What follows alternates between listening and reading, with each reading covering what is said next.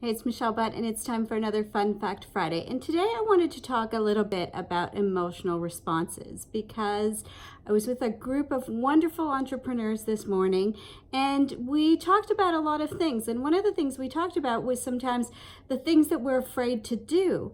And what I realized as I was watching all the faces in the little gathering was that people's motivation for their fear is different. And so in our language, we have one word, fear, pretty much, to deal with feeling not comfortable about doing something. But for each facial archetype, fear means something different, and it may not really be fear itself that is the emotion that's stopping you based on what your archetype is. So for example, if you're a lot of sage, then fear is your biggest factor. It's the thing that stops you. You're always just, the anticipation of not knowing something or the outcome will stop you.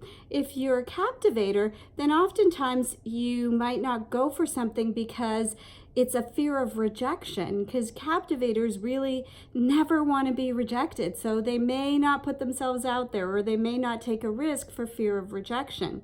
If you're a warrior, then oftentimes if you're afraid to do something, it's because it might be that if you do it and people think you're wrong or you don't get it right, then you'll feel the shame of being wrong, and warriors always need to be right and win. So fear may be the word we use to describe what stops us from doing things sometimes, but depending on what your face says, the intention behind that thing that's stopping you or that fear may be very different. And so to overcome it, the strategies are very different for each archetype. And so that's just a little bit more information for you on how faces really help you discern how you are responding to your world and what the intention and motivation is behind it, so that then you can go out and potentially make changes, seek some assistance or some collaboration to help you move through whatever it is that is keeping you afraid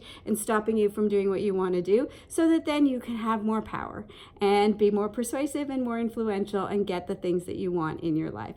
So until next time, I'm Michelle Butt. I will see you next Friday. Bye for now.